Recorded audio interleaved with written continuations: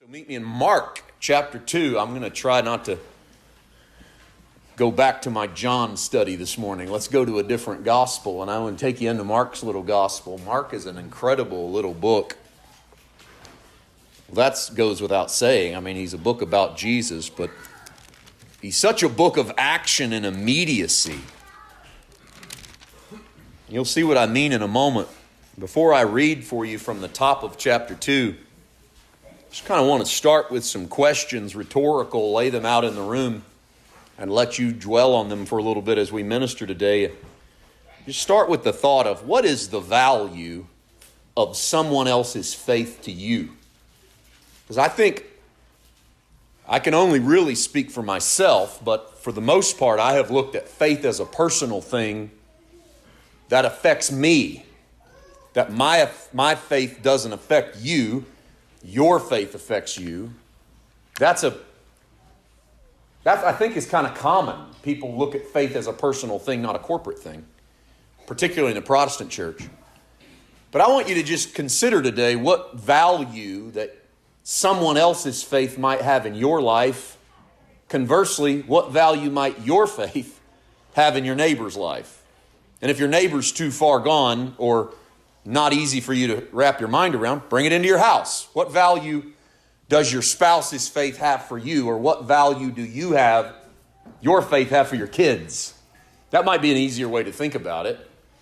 And I'm not just talking about, well, I believe God's going to protect my kids and therefore my faith is valid for them. I want to go past that. That's you believing for protection. That's you being a good parent or a good spouse. What good spiritually does your faith do in the life of your neighbor? Does it do anything?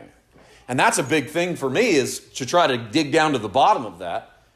Does my faith in any way affect someone else's spirit man or someone else's soul? Or is this so individualistic that if I talk to you about salvation, it's really all just you? You believe, you receive, your neighbor believes for himself, he receives.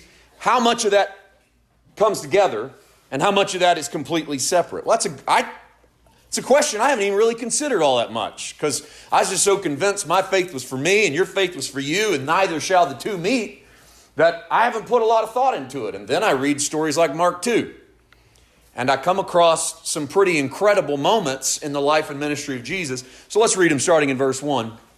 Again, he entered Capernaum after some days, and it was heard that he was in the house. And immediately many gathered together, so that there was no longer room to receive him, not even near the door, and he preached the word to them. Then they came to him, bringing a paralytic who was carried by 4 men. And when they could not come near him because of the crowd, they uncovered the roof where he was. So when they had broken through, they let down the bed on which the paralytic was lying. And when Jesus saw their faith, highlight that moment in your text.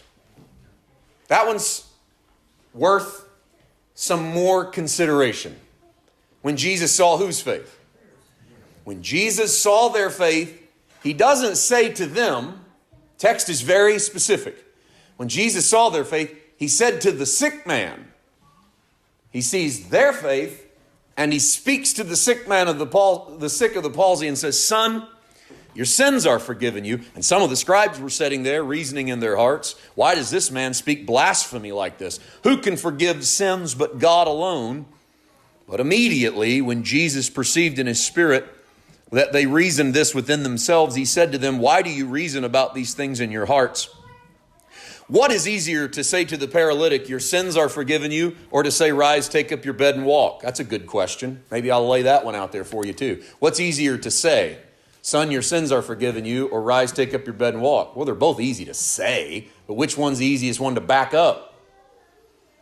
So if you say to your neighbor, "Hey, you are forgiven of everything you've done wrong to me," or "Hey, you are healed of arthritis," which one's the easiest one to pull off?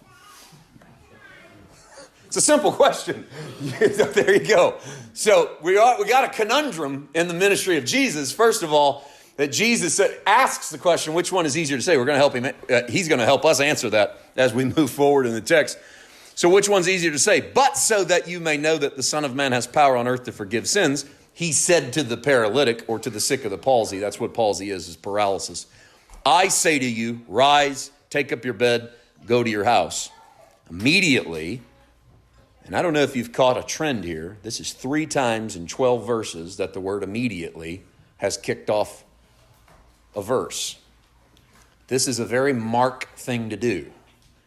9 times in chapter 1, Mark says immediately, to the point that it's absurd when you read it out loud. It's like the writer that can't come up with another word. He keeps going back to the same word over and over again. Mark chapter 1, he uses it 9 times. In the 16 chapters of the book of Mark, he uses immediately 40 times. That's akin to falling in love with a term. But I don't think it's because Mark's a bad writer. I think Mark preaches a Jesus with a sense of immediacy. That Jesus walks into a room and gets to work. There's not a lot of talking in Mark. Jesus doesn't teach much. He moves more. If you want the talking Jesus, read Matthew. He talks like crazy. Chapter after chapter after chapter of talking. If you want the moving and acting Jesus, read Mark, because he's the immediacy Jesus. Immediately he rises up, takes up his bed, and went out in the presence of them all, so that all were amazed and glorified God, saying, we never saw anything like this. Or as old King James says so eloquently, we never saw it done on this fashion. And so we have Jesus in a room, packed to the gills. No one can get in. The text is even careful to tell you, not even at the door, which is kind of the way you get into rooms. I've always thought that was a bit redundant for Mark to remind you that not even could they get in through the door. But he's trying to set you up for one of the more bizarre moments in the ministry of Jesus. A moment where they tear the roof off of a house and lower a paralyzed man into the middle of a crowded room, which means the people had to depart in some fashion. They probably lower him very near Jesus.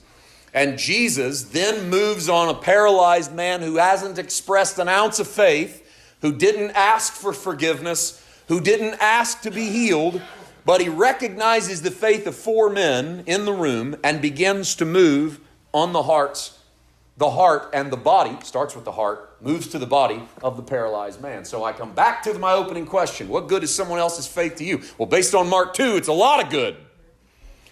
Because based on Mark 2, somebody else's faith may help you to rise up from your sick bed and walk, or somebody else's faith may introduce you to the gospel of forgiveness. And that's a pretty good gospel. That's good news. I'm forgiven of my sins, and someone cared enough to let me know about it.